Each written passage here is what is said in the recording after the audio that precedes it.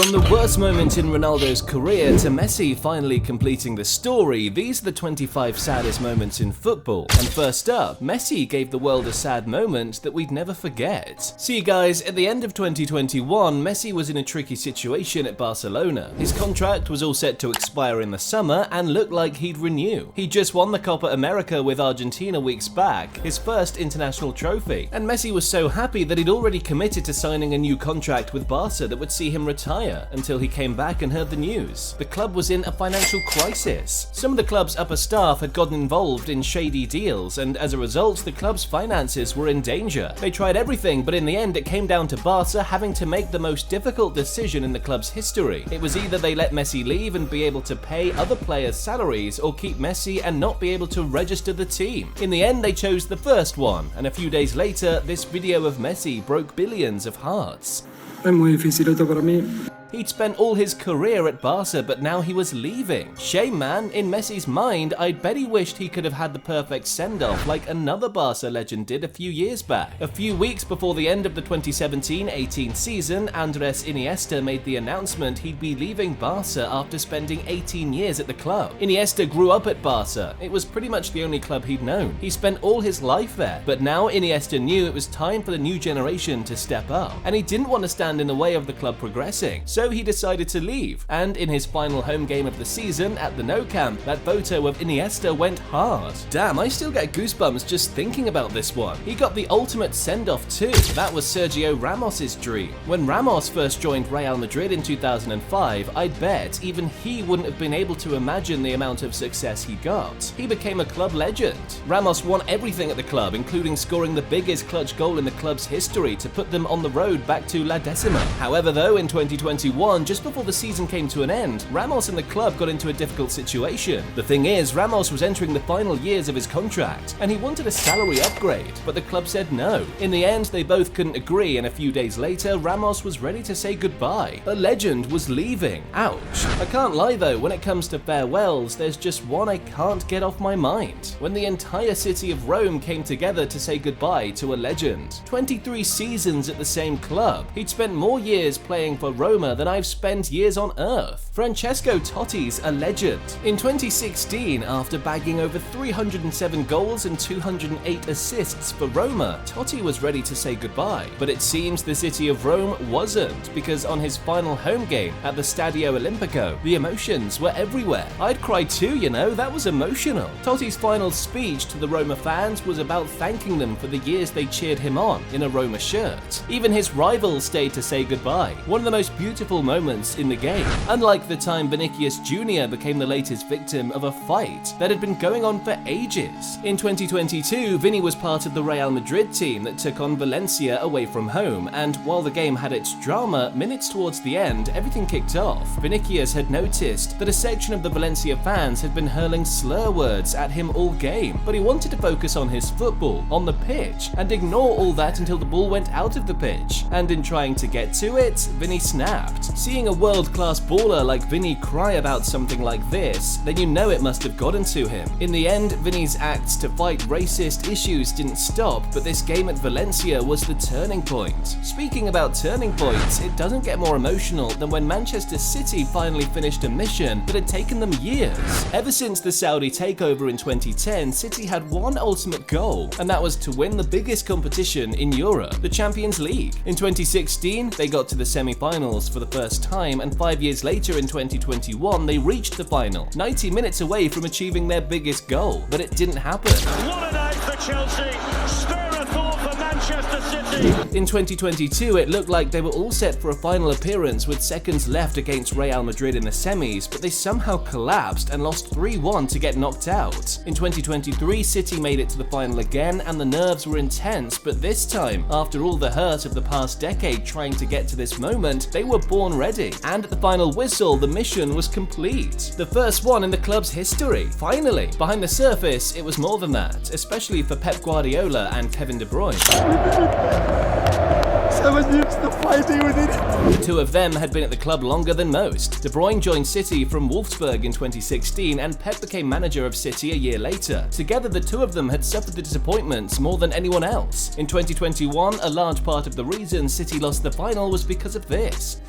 Such a sad end to the season, to the night for Kevin De Bruyne. Gutted for him. In 2023, City got to the final again, and at this point, it just felt like something was up with KDB, man. It happened again. Another injury. However, though, City managed to grab the game-winning goal to seal the win, and at full time, Pep and KDB shared a moment. 2023 was full of crazy moments for clubs. City finally won the trophy they'd been looking for, but over in Germany, it didn't quite happen. Dortmund lost the league in the most painful way possible. They'd done everything. That season, against the odds, Dortmund managed to keep up the pace with Bayern Munich, and coming into the final game of the season, they knew what the mission was. All they had to do was win, and they'd be champions of the league for the first time in 12 years. But against the odds, they went behind at Mainz. To make it worse, Bayern were leading at Cologne, meaning if Dortmund didn't act fast, they'd choke on it on the final day. In the end, Dortmund drew the game 2-2, but the scores at full time said everything because just like the coaches and players knew, they'd let it slip while it was staring right in front of them. Ouch. On the plus side though, Dortmund had reasons to celebrate a couple of months later. This time it was because one of their own had pulled off a miracle comeback and conquered a continent. In 2022, when Sebastian Haller signed for Borussia Dortmund, he must have been looking at getting to work and settling down at his new club straight away, but pretty soon Haller realized that not just his career was going to be on the line, his life was going with it too. He was diagnosed with testicular cancer. Straight away, Haller went into treatment, and as a result, football no longer became the most important thing to him. The urologists and Dortmund medical staff, though, told him not to be scared, helped him through his journey to be strong, and against the odds, Haller beat cancer. He returned to training in early 2023, just in time to make it for the African Cup of Nations finals with his country, Ivory Coast. And in a tough final against Nigeria with less than 10 minutes to go, Haller's story had the most beautiful ending. Scored the goal to win Ivory Coast its third African Cup of Nations, and was now officially a national hero. But not all stories have beautiful endings though, just like Jermaine Defoe and Bradley Lowery. In late 2016, Bradley Lowery was the most famous kid in the league. His story was captivating. Lowery was battling cancer at the young age of 5, but even with that, his energy was beautiful for all to see. Lowery developed a friendship with Sunderland's captain Jermaine Defoe, and the two of them became inseparable. Everywhere Defoe went, Bradley was there with him. Heck, he even won the Premier League Goal of the Month for December. Thing is though, Bradley's case got worse, and after weeks of trying to put up a brave fight, he passed, and his best friend was devastated.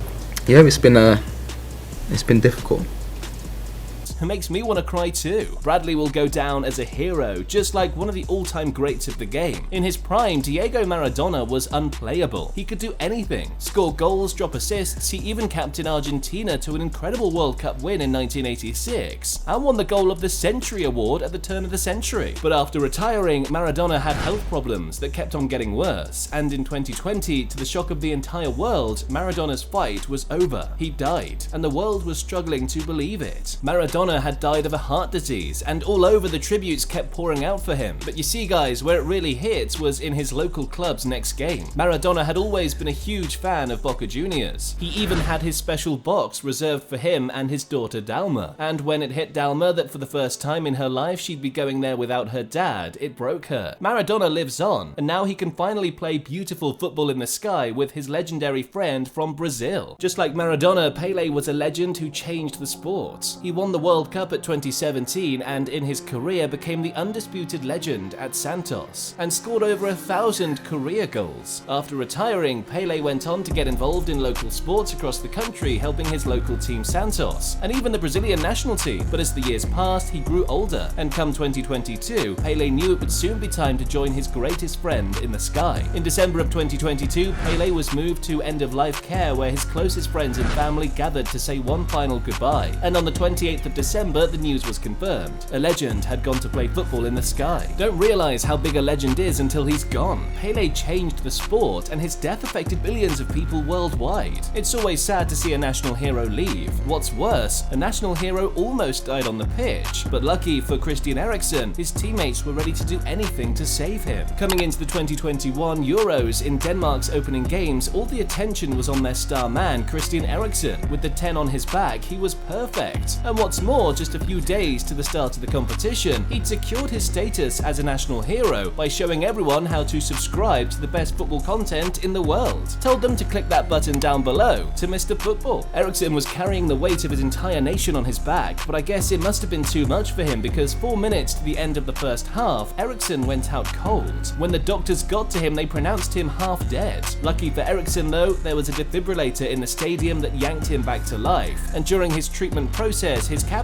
Simon Kjær, gathered the rest of the team around to form a shield and block Eriksen away from the cameras, and also comforted Eriksen's wife and told her it would be okay. Eriksen survived, and at that moment, the video of him in the hospital came out assuring fans he would be okay. It warmed hearts worldwide. He was okay again. It's crazy to think just how much trauma can affect a person. Eriksen's almost dying on the pitch gave the Danish fans nightmares, just like in 2014 when the Brazilians watched their Seleção crumble before their eyes in the most painful way possible. Coming into the semi-finals against Germany, Brazil was against it. In the quarter-finals, their star man Neymar was injured and ruled out of the tournament in the quarter-finals, and captain Thiago Silva was suspended for the semis. But on home turf, they hoped by having the home crowd behind them, it'd be enough to secure a miracle win over Germany. But it didn't happen. Now, they didn't just lose. There's no one who would have been able to predict what would have happened next. A national tragedy. And by full time, the tears weren't just in the stadium, it was all around Brazil. Tough. Brazil's defeats left scars on fans they thought they'd never recover from. Painful stuff, but probably not as painful as losing the one person who'd supported you on your journey to the top. For Alexander Sobolev, football was the only thing he'd ever known. All he wanted to do was go pro, and lucky for him, his parents were ready to give him all the support he needed to make it to the top. It wasn't easy though. He had to grind his way up the ranks, playing for teams like Dynamo Bernal and Tom Tomsk, but eventually all of his hard work paid off, as by 2020, Sobolev was now the main man for one of the biggest clubs in the country, Spartak Moscow. But just as it looked like his life and career was finally on the up, in a couple of days it came crashing down. His mum died. The news broke Sobolev, but instead of taking a break like most people would, Sobolev decided to play, and right after scoring, he had his goal celebration as a tribute to his mum. That's touching, man. Goodbyes are hard. I had the same feeling in 2017 when I found out this all-time legend was leaving. Mr. Chelsea. John Terry had been captain of the club since 2004, won over 15 trophies at the club, even played for England during his time with the Blues and scored some decent goals too. But with a few games left to the end of the 2016-17 season, Terry announced that he'd be leaving the club. See, Terry realised that he wouldn't be playing as much in the new system, and he was a club legend regardless. He figured he'd rather go out as a hero now, and on his final game at the Bridge against Sunderland, Terry went off to a hero's reception. He got subbed off at the same time as his jersey number. Iconic. At full time, it was Terry giving a speech to the people who cheered him on for over 17 years, and all the emotions came out. A legend says goodbye. Always hard, especially when that legend was a fan favourite like John Terry, or Liverpool's greatest coach of the 21st century. When Jurgen Klopp first became coach of Liverpool in 2015, he referred to himself as the normal one. During his 8.5-year spell at Liverpool, Klopp won every possible trophy on offer except the Europa League. He even delivered the club's first league title in over 30 years in 2020. But at the start of the year of 2024, Klopp dropped the news that broke Liverpool's hearts. Klopp was leaving. He claimed he didn't have the energy to keep doing it daily anymore. And Klopp's an honest guy. He always wanted to give 100% to the club at all times. His last season ended with Liverpool winning the Carabao Cup in February, and for the Liverpool fans, that was enough, because on his final home game against Wolves a few days back, they all gathered to give him a fitting send-off. Klopp's a strong guy. I mean, he managed to hold the tears in, something my man La Joya couldn't do, the day he found out he was breaking up with the old lady. When he first joined in 2016, Paulo Dybala was one of the most promising talents in Serie A. After making waves at Palermo, Juventus splashed the cash to cop him, and his time with the old lady was nothing short of magic. He scored over 100 goals for the club and established himself as one of the best players in the league. But by the end of 2022, Dybala knew his time at Juve was up, so he made the announcement public, and on his final home game at the Allianz Arena, the tears couldn't stop flowing. La Joya says goodbye. Emotional. I guess some players are wired like that, and it's not just the sad moments that make them cry. Luis Suarez couldn't stop welling up after proving his haters wrong. See, when Luis Suarez moved to Atletico Madrid in the summer of 2020, it was on the back of some hard business. Barca had switched coaches in the summer, and the new man at the club, Ronaldo Koeman, well, he didn't think Suarez was good enough anymore, so he let Suarez leave to join league rivals Atletico Madrid. Big mistake. Suarez finished as the top scorer for Atleti in the league that season, and on the final day he was celebrating celebrating a league trophy. To do it like that, beat the odds and prove your haters wrong in winning the league was special. No wonder Suarez kept tearing up on that phone call. What should have been a bad situation turned out good for Suarez, just like it did for CR7 in 2016, when he and the rest of the world thought he'd blown his only chance of becoming a national legend. Euro 2016, the final in France, and Portugal were up against the hosts, France. They had the odds against them, but when you've got Cristiano Ronaldo on your team, you always stand a chance. Ronaldo wasn't messing around in the competition too. He'd scored 4 goals to take Portugal to the finals, and the game plan must have been to feed him the ball in dangerous positions as much as possible. But all of that went out the window pretty soon, midway through the first half, and Ronaldo was out. He'd injured his knee. Ronaldo tried to continue with the game, but after going down again, he knew it was over, and that video of him leaving the final on a stretcher broke millions of hearts. That should have been it, but I guess fate had other plans for Ronaldo, because at the end of the game, he was in tears again. This time though, for completely different reasons. Against the odds, they'd done it. Portugal was the champions of Europe. Unfortunately though, this won't be the only time Ronaldo would have a moment where he looked down and out with the national team again. 6 years later, he was near the ropes, only this one didn't have a perfect ending. At the 2022 World Cup, Ronaldo entered the tournament hinting that this one could be his last with the national team. The closest he'd gotten to winning the World Cup was in the semis in 2006, and now he was captain of a golden generation. Ronaldo knew this could be his last chance at winning the big one. Portugal made it to the quarter-finals against Morocco, and for this one the coach benched CR7. After falling behind, Ronaldo came on in the second half to try and rescue the game for his team, but it was already too late. Morocco refused to give in, and as the ref hit the final whistle, Ronaldo knew deep down that this might have just been it, and the reality broke him. There's nothing more painful than losing after giving it your best shot. Just like Ronaldo, Neymar knows that feeling, after almost taking PSG to the promised land in 2020. 3 years after joining PSG in 2017, Neymar looked like he'd finally achieved the big one at the club. See, PSG had designs on winning the Champions League, but every time they'd made it to the knockout stage at that point, Neymar was already injured and unavailable. This was the first time he was fit enough to play at the knockout stage, and they made it to the final against Bayern Munich. Neymar was pumped, and this was his chance to finally show the world what he could do, rise to the occasion in the big game. But unfortunately, despite his best efforts, it didn't work out for Neymar. And by full time, realizing the opportunity was gone, Neymar was in tears. He'd done everything leading up to that final game and just missed out. What's worse than losing a Champions League final? Losing the biggest one of all, the World Cup. The 2022 World Cup, France versus Argentina, and it was epic.